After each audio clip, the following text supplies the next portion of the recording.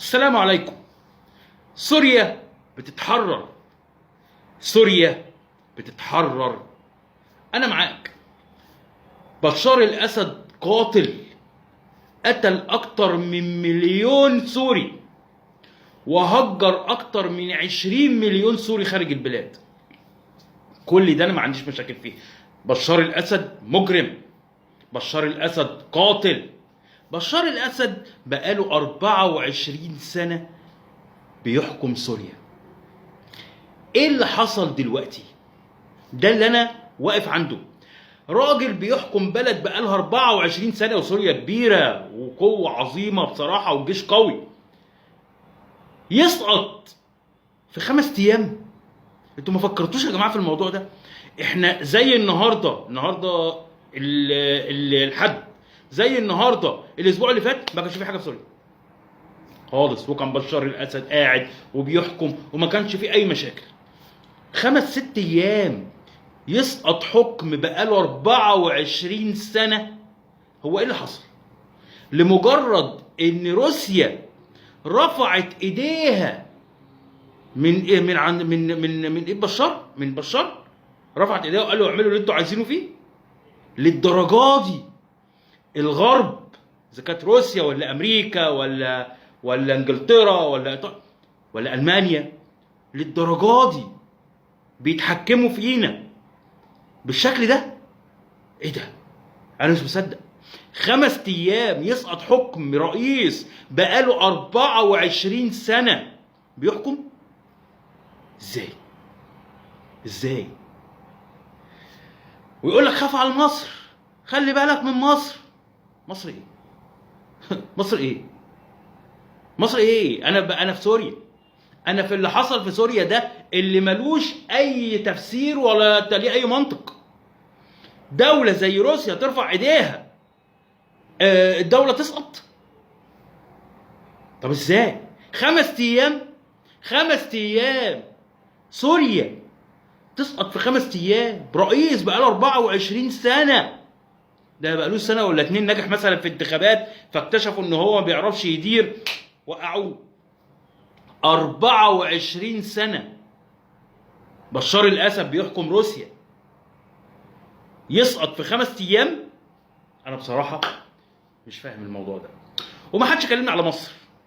احنا ما عندناش مشكلة في البلد غير حاجة واحدة، على فكرة، غير حاجة واحدة. انت يا سيادة الرئيس بتجيب اسلحة، بتعمل طرق، بتعمل كباري، انا ما عنديش مشكلة خالص. اعمل ده اللي انت يا سيادة الرئيس تعرفه، احنا ما نعرفوش. احنا كشعب عادي ما نعرفوش. احنا نعرف حاجة واحدة: وفر لنا الاكل والشرب باسعار تتناسب مع مرتباتنا.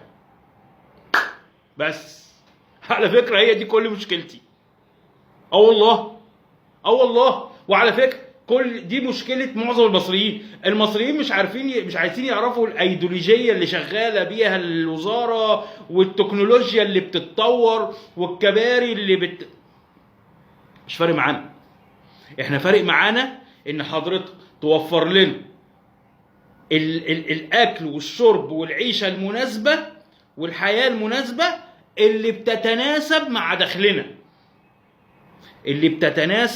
مع دخلنا. يعني راجل بياخد 5000 جنيه 7000 جنيه 10000 جنيه يقدر يفتح بيهم بيته ويصرف على اولاده. احنا مش عايزين حاجه كده. احنا يا باشا مش عايزين حاجه كده. ولا فارق معانا روسيا، ولا فارق معانا سوريا، ولا فارق معانا امارات، ولا فارق معانا عراق، ولا فارق معانا حتى فلسطين. عايز حاجه اكتر من كده؟ احنا مش فارق معانا، والله العظيم ما فارق معانا. احنا بنحب الفلسطينيين، بنحب الغزاويه، بنحب السعوديه، بنحب الامارات جدا، بس مش هنحبهم اكتر من عيالنا يا باشا مش هنحبهم اكتر من عيالنا، اقسم بالله. فحضرتك احنا ما عندناش مشكله كشعب، لان انا شايف من بعيد كده حاجات بتتقال من تحت لتحت. بصوا اللي حصل في سوريا، بصوا ممكن يحصل ايه. انا ضد اي حاجه تحصل خالص. بس بطلب من حضرتك يا باشا والسيد رئيس الوزراء تشتغلوا شويه، تتعبوا معانا شويه، تعرفوا الشعب عايز ايه. تعرفوا الشعب عايز ايه. الشعب عايز الدخل يبقى على قد المصاريف. بس انا دخلي قرشين، عايز بالقرشين دول افتح بيتي واصرف على عيالي. وعلى فكره انا لغيت بنود كتير قوي. المصريين، مش انا، المصريين لغت بنود كتير قوي.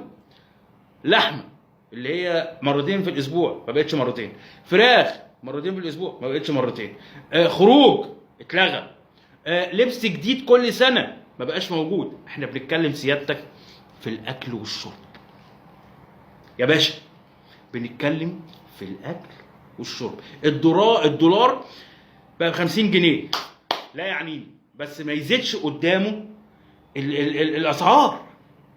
خلي الدولار ب 200 جنيه، انا مالي يا باشا، انا مالي. انا ما بتعاملش بالدولار، انا ما بقبضش بالدولار يا باشا عشان افرح ولا ازعل. انا ما عنديش دولارات ولا تزعلني ولا تفرحني. انا اللي عندي يا باشا، يا سعاده الباشا، خلي الدخل بتاعي على قد مصاريف بيتي العاديه، مصاريف البيت العاديه، الاكل والشرب. فاحنا سوريا سقطت. لا، سوريا ما سقطتش، هو الحاكم الظالم القاتل هو اللي سقط. احنا كمصريين نفرح للشعب السوري جدا، مفيش مشكله، بس ما لناش دعوه. يعني السوريين بيقولوا هيسافروا وبتاع، ما لناش دعوه. السوريين على فكره نجحوا قوي في مصر، نجحوا جدا في مصر.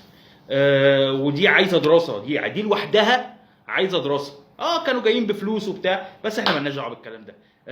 واشوفكم الحلقه الجايه، وتعيش سوريا وتعيش الامه العربيه كلها.